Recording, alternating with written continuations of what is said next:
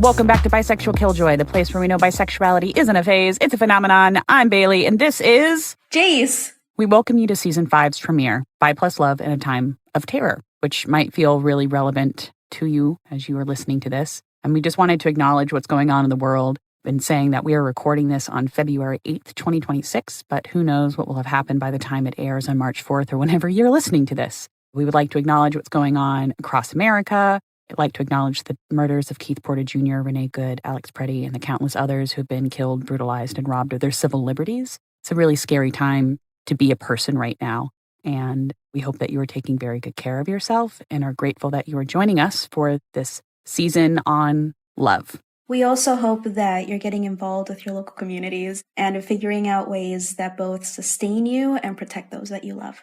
Before we jump into the thick of things, we do just want to make you aware of the fact that March is Bi Plus Health Awareness Month, which is hosted by the Bisexual Resource Center and has been for over 10 years. It's a campaign that focuses on bringing awareness about Bi Plus health inequity, and this year's theme is claiming the right to Bi Plus care. This is about how Bi Plus patients can learn how to advocate for themselves. It is to educate providers on how to actually deliver good quality care. You can learn more about the campaign, how to get involved, and get some resources from bihealthmonth.org, which will be linked in our show notes. And now, let us proceed. We're here with a fresh new season, ready to set our theoretical research brains towards the ever-elusive topic of love. But this isn't Hallmark love, though I do really love a good Hallmark movie. This kind of love is clear, explicit, and it goes beyond simply getting what we want as individuals. This season, it's a bell hooks kind of love. That's right, folks. This season's Bell Hooks All About Love New Visions will be our guiding light on this journey as we explore with all of you what it means to love in a world riddled with terrors and injustice. It's important to note that we are not mental health professionals, nor are we experts on the psyche as it pertains to the giving and receiving of love or any other matters. However, we do know that talking about love is imperative and crucial during this moment in time where we can all still feel as nations collectively turn away from love. Yeah. And the practice of it. Yeah. Because when love disappears, right, that capital L love, it doesn't leave a vacuum. It gets replaced with control, cynicism, indifference, fears. And these are things that we'll explore at length over the season. And honestly, that removal, that absence of love shows up everywhere. It's obviously in our politics, our relationships, our movements, and even how we treat ourselves. So this season, we're asking, what does it mean to love, to practice love, to be loved in a time of terror? How do Bi Plus people practice love when our identities are erased, contested, and politicized? And how do we stay connected without collapsing into despair, as tempting as that might be? Oh my God, I know. And so, but you know, like you're listening to us talk about this and framing it out for you, and you're looking around and everything is on fire and nothing is good and nothing is being done. And you may be wondering, is love really important in a very fascist time like this? A whole season about love. And to that I say, yeah, there is no greater movement, no greater cause without love. Regardless of what the latest pop song will tell you, love is a fundamental component of the battle for collective liberation. Without a profound love for one another, we cannot strive to make the world better for one another.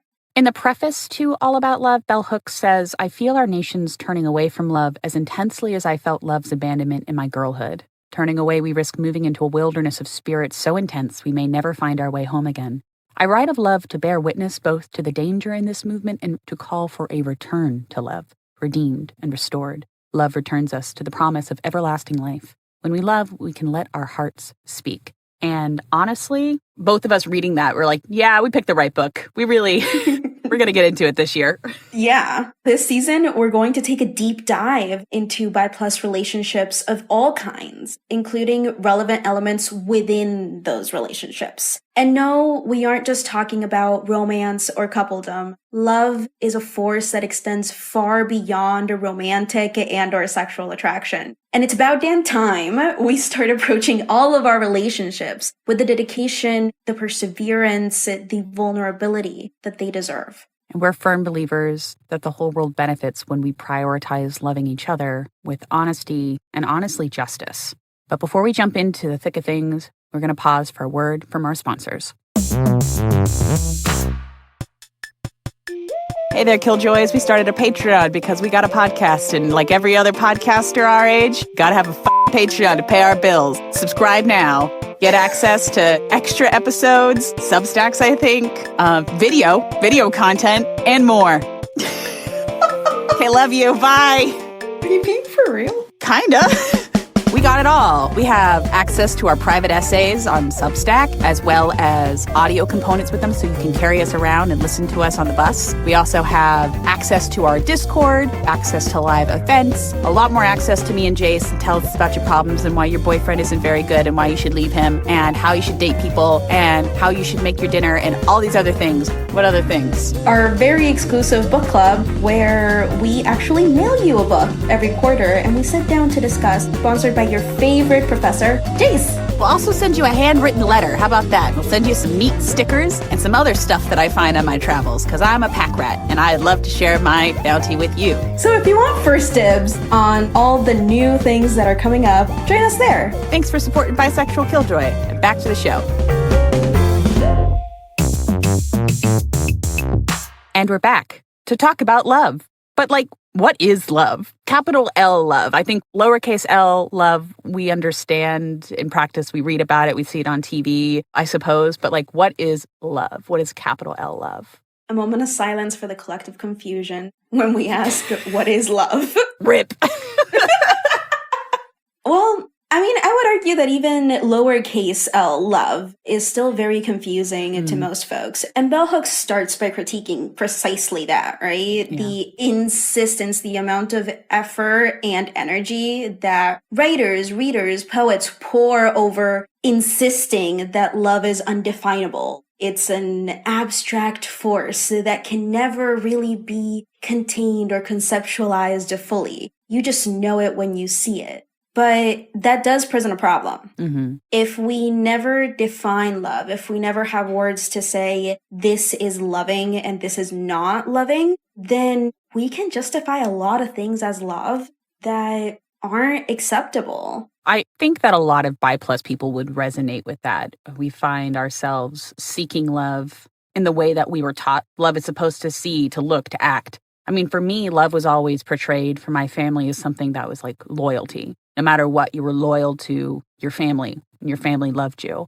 But as you get older and you start realizing that, oh my God, not every family is like this. So maybe other families don't love each other the way that our family loves each other. And you're like, oh, maybe this isn't love. Maybe this is control. It really, I mean, sometimes people don't unpack that connection between love and loyalty and what you're taught as a child.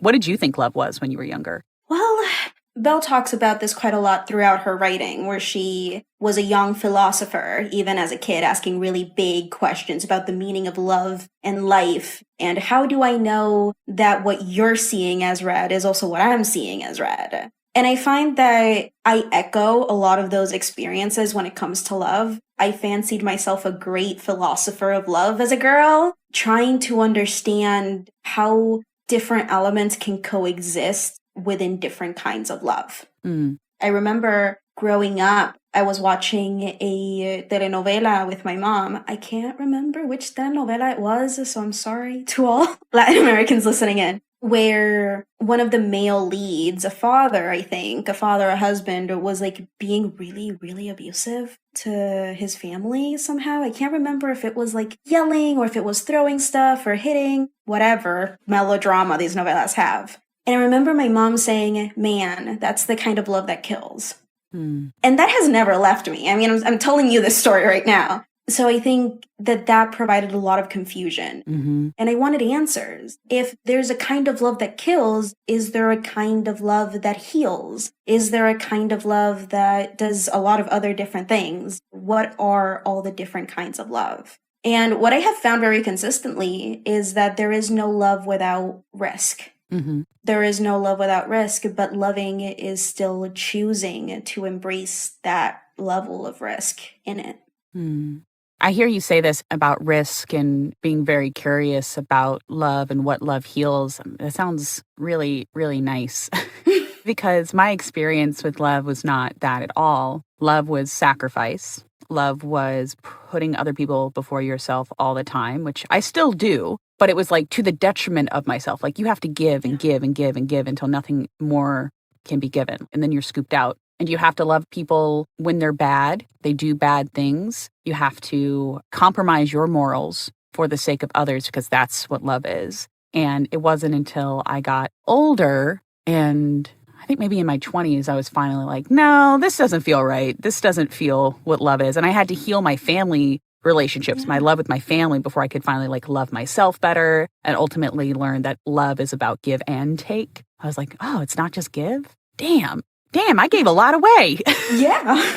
But I guess in terms of this conversation, as we look to bell hooks and that definition of love, how would we walk that out for our listeners? The love we are giving to them this season, what does that look like? Well, Belle does offer us a working definition of love that she uses throughout the book. She echoes the work of Erich Fromm, I think. Sure.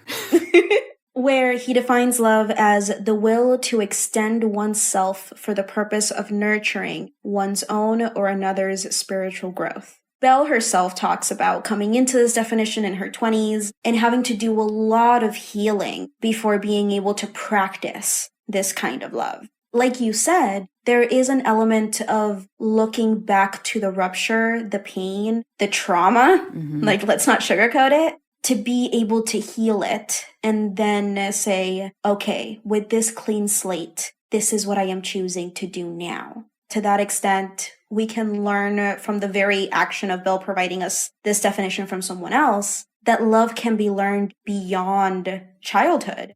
Love is learned through books, play dates on the playground, through talking with others, through service and community. It is that practice, doing it repeatedly, that allows us to truly internalize what this new definition can mean. How do you think that being bisexual, being bi plus complicates love or adds another layer to it? Because I think ultimately that's what we'll be exploring this season is how does bi plus love or what is bi plus love? And I feel like it's like scratching at the door a little bit, but I'm not quite there yet. What do you think? Oof, I have so many thoughts on this. I mean, at the risk of like repeating a past episode, I think that we dive a lot into that in season 1. Love, in other words, that start with B. Love as a bi person, love in friendships and community and romantic relationships complicates things because it prompts us, not just us, but those around us too, to examine what exactly is love. I find that most of us, not just bi people in general, live our lives simply thinking we know what love isn't. We know that love is not cheating on your partner. We know that love isn't taking something away that they love from them. But what is the everyday practice? And that's scary. It's scary to interrogate. Belle talks about this, I think, in the very introduction. We are scared to think and define love in a way that would mean that we weren't loved as kids before we knew. And that's really human. That is really human. As a bi plus person listening to you say that, I feel my own just tug of fear around not being loved because I'm bisexual, not being loved by people who misunderstand us, people who think that we're dirty. And it, makes me sad. I'm in a committed relationship. I'm in a committed monogamous relationship. And we obviously fill each other's cups. But part of me is like constantly rejected in the wider world when I show up as a bi plus person for things in a collective community sort of way. Like it's really exhausting, And I have that constant fear of rejection when I go into a queer space, a straight space, and be like, man, I'm going to start talking about this and people are going to roll their eyes at me. It's a reasonable fear. Yeah. Right? Like it's not baseless in any way. It's something that we've felt as a community. It's something that we've felt as individuals. It's something that even if not experienced directly, we've seen communities or media shame bi people for talking about bi things. I saw a pretty killer post today about someone calling out biphobia, and the person was like, I respect gay men because they stand on business, but bisexual men, you're just lying, and I don't talk to liars. And I was like, in 2026? In 2026? Baby, we got bigger fish to fry. But yeah, when you're constantly bombarded with that language around like, you're not, we don't like, get out of here, you're constantly on edge. And what happens when we don't have love? What do we do instead? Well, I don't think that our desire for love disappears if we just don't have it or if we've never been fully exposed to it. Mm-hmm. We jump through hoops in an attempt to hold on to the idea of love, to the idea that we still have it despite evidence to the contrary, really. Again, I want to center how this experience is human, how us wanting to experience love, to give love is human. And the fear that we might someday discover that what we thought was loving really truly isn't, that's a real fear that we must meet and work through. You know, invite fear in, have a nice chat, have a coffee together, and unpack where they came from and why. I want to also clarify for the listener that we, again, are not just talking about romantic love. I know some folks who listen are, aromantic. And as we talk about love, we're talking about like love for your fellow person. We're talking about community love, familial love, platonic love, the way humans connect with one another. The things that we are willing to do to hold on to the idea that we are loved or have control over love honestly takes up a lot of our brain space as humans. Does that make sense? Yeah. Yeah. Like, what have you done for love? What haven't I done for love? Before I knew what love really is, and after, Jesus, you got me thinking, and I feel like I have like a whole slideshow running through my head. Yeah, like I have debased myself. I have embarrassed myself, compromised myself for love. And again, not just for romantic love, for all types of love. Yeah. As I get older, I should hope that I'm better at not hopping through hoops or knowing, like, don't go to the well. There's no water there, basically. But sometimes I still do. And that in itself is also very human. We've also done a lot of other really scary things for love. I have faced my insecurities. I have unpacked childhood trauma. I have exposed the deepest, darkest secrets of my soul in a moment where I did not know if they were going to be accepted or totally rejected. And that's terrifying. And I've done all of that for love. Loving is scary. It is intimate, it is vulnerable, it involves risk. The question, I suppose, is what kind of risk are you choosing? How do you understand love now as an adult? That's a really good question. For me, love feels more like a practice and less like a thing that happens to me than it used to. It's like it's an active choice that I make and accept. I have to actively accept love as well.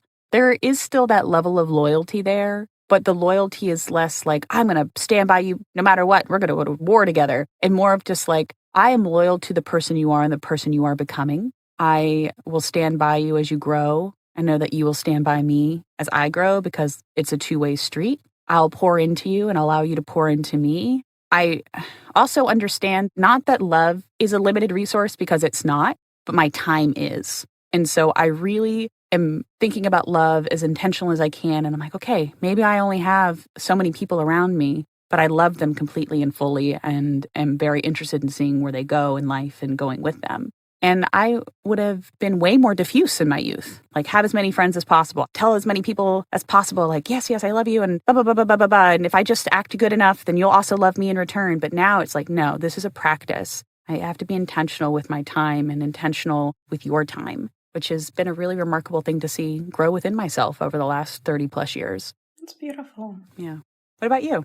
For me, love is about a commitment to witnessing one another, much like you, and that I am also committed to seeing you in your greatness. I am not here to coddle or to enable my friends, because that also doesn't feel very loving, you know? Like when you know that your friend is going through something really, really hard, and instead of challenging them to be like, okay, what's the next step? There is just an endless loop of enabling. That doesn't feel very loving. So to me, love also involves a level of challenge. There is a privilege in that challenge. Not everybody is going to tell you that this isn't serving you, whatever it is that you're doing. Not everybody is going to give you a resource. Not everybody is going to stand by you and offer you the support needed to get to your next level. And that is commitment and privilege, and that is love. Yeah, I'm just thinking about, bestie, I don't love that for you. Really takes on a new meaning.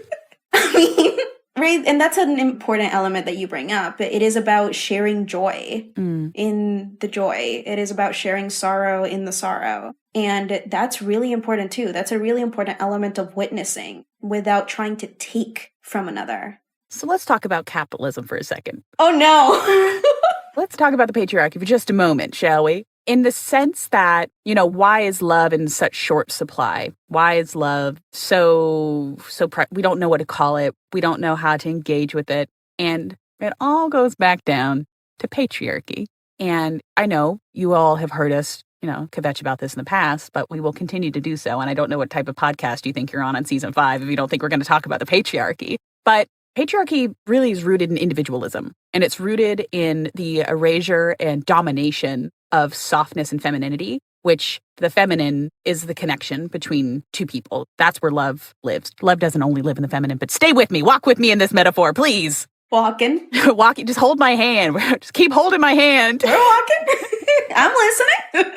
Because I love you, I listen. Yeah, but like, oh no, I'm with you on your journey. And why we find ourselves right now in this moment with, nations torn asunder and everyone is just like so in conflict. I won't even say uncertain, but like an active conflict with one another. It's this like lack of love, lack of trust. And I get it. This is like hundreds and hundreds of years of patriarchal domination. And we're living in the consequences right now. To say then that loving is a radical act, this is what we mean. Like to love, talk about love, to accept love, to walk in love is to reject patriarchy and say like, I understand I'm living in a system, but I also am going to play with my rules as well. And I can't even I can't even tell you all how revolutionary that is. And if you all just like loved a little bit harder, loved a little bit more, it would piss the patriarchy off so bad. And I live for that. I live for that. Oh my God. We have to do some sort of merch about us murdering the patriarchy or something. Yeah. Maybe Polly is just eating the patriarchy out of the trash. Not a bad idea. Anywho. Eat one billionaire. And that is a self-loving act.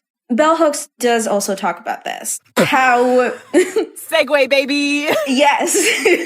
How talking about love, embracing love, practicing love in its most authentic, expansive expression does not mean neglecting to acknowledge the systems and the injustice that we still live in. On the contrary, it means actively fighting against these systems. It means actively protecting those who are most vulnerable in these systems and prioritizing our collective liberation. And I think that this does also go back to what we spoke about in season 1 about spending your privilege. Mm-hmm. Love involves sharing resources, and privilege very often comes in access to resources. So how can we share more of this? How can we fight for our collective survival? Again, I keep running up against my own, I'll call them preconceptions around like what love is. Like, we're talking about love as though we were sitting around eating bonbons and just feeling good about ourselves. And that's like what I think. And I'm like, no, Bailey, that's wrong. That's what the man wants you to think. When instead, love is a practice. Love is an act. Love is doing exactly what you're talking about around like spending privilege and defending those who are under attack and connecting with others and being out in the world. I know we're talking about love from a sort of like a philosophical point of view, but it's not philosophical. Like, yes, and. It's philosophical and. Our podcast, like historically, we do delve into philosophical conversations. And the thing about philosophy, the thing about theory, period, is that you need a real tangible component for it to actually work. Mm-hmm. A theory that pertains to nothing, a theory that is just air, that is just talk, has no purpose in the world. So when we speak about love from a theoretical, philosophical standpoint, there is a practical element and a practical counterpart, just like we've talked about in every other episode. And that's important to keep in mind. I think that when it comes to talking about love per se, we've been taught that it is ephemeral and ever-changing, and you can never properly define it. So we're tempted to think, oh, we're just talking philosophy. Yeah. We're just talking clouds. But no, we are not. We are working hard to define what love is on paper, what is love on paper, and what is love in our everyday life. Mm-hmm. Not just bonbons. But bonbons too. Yeah. And ice cream. Okay. So what happens when you talk about love and you feel confused about it? Well, I think the question would be, where does the confusion come from?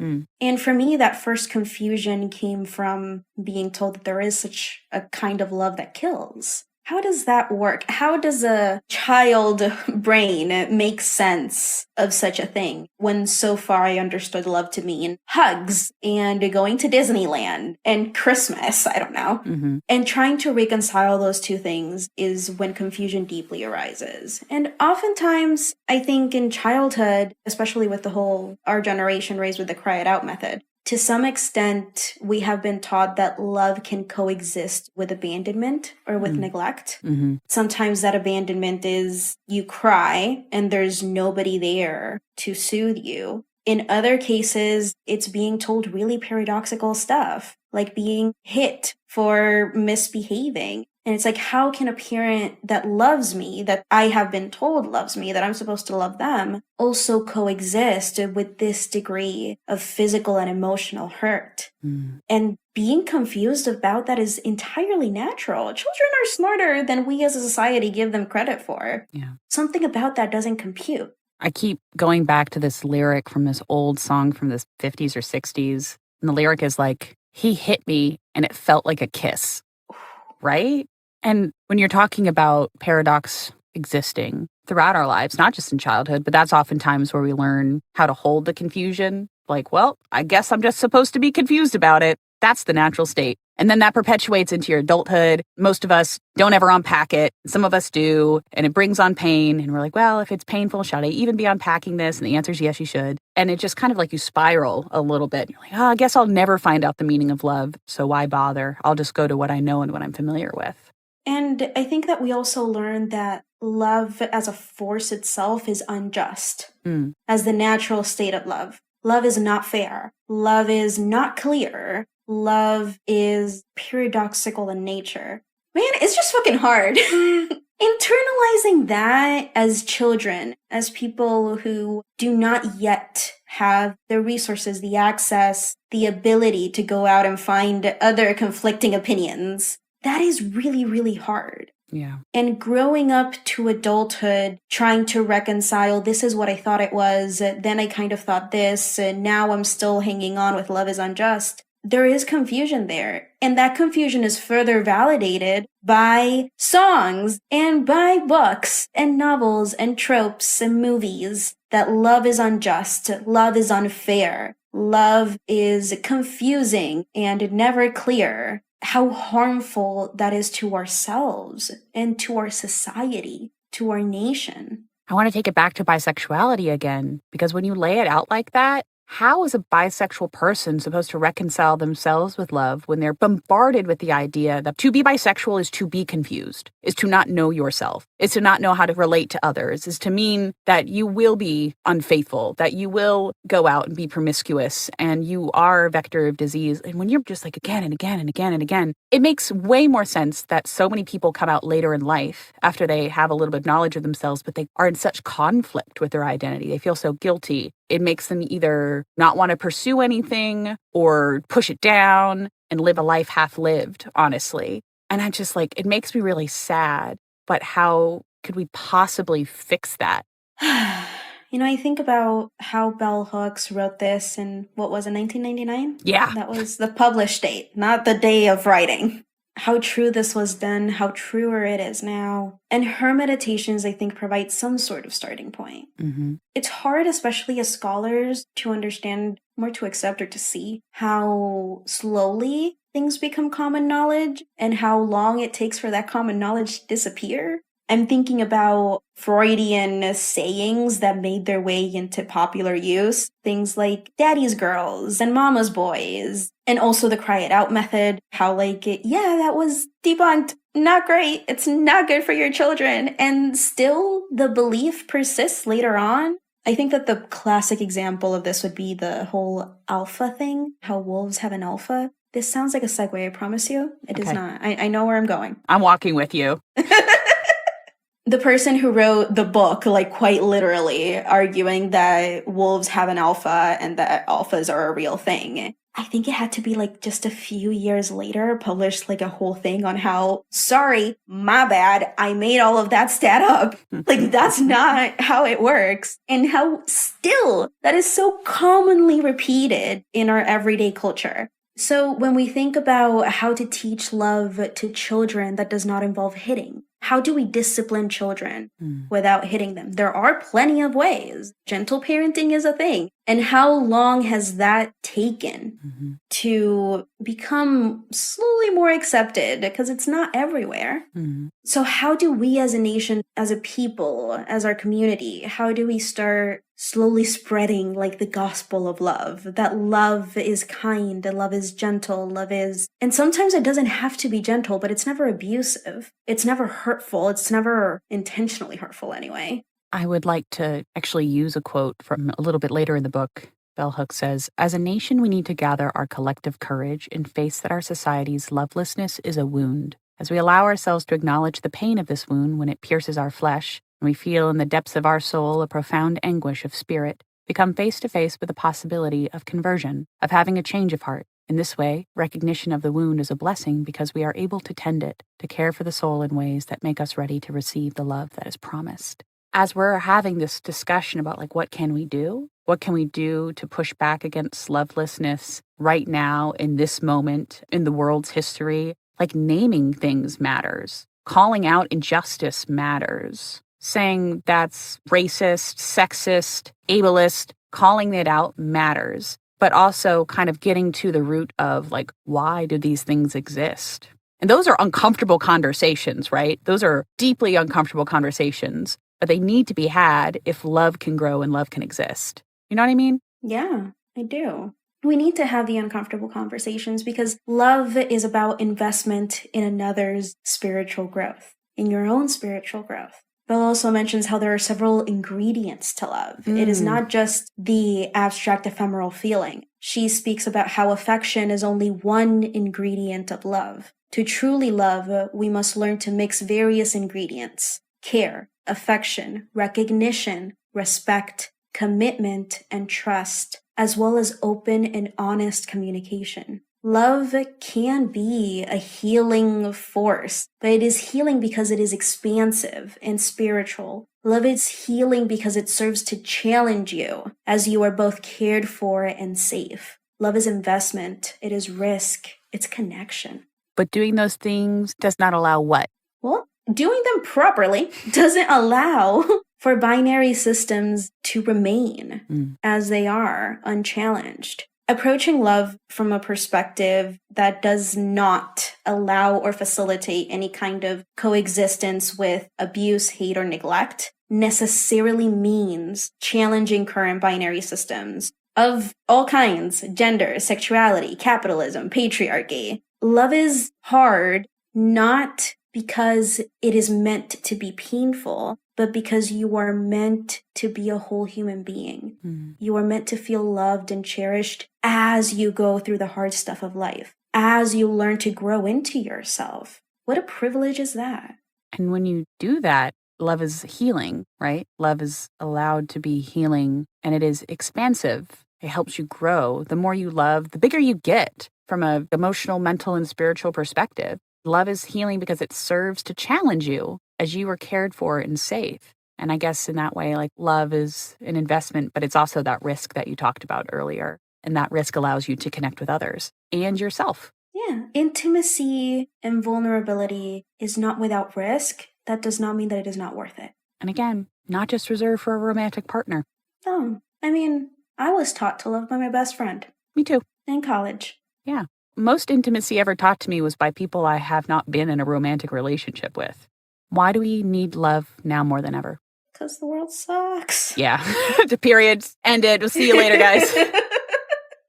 Because we need to heal. The nation, the world, countries in general are riddled with fear. There is so much fear and anxiety for so many reasons. A lot of them because of state-sanctioned violence. And very often, the state itself will entice you to be fearful of things that allow for state-sanctioned violence. We need love to combat that fear.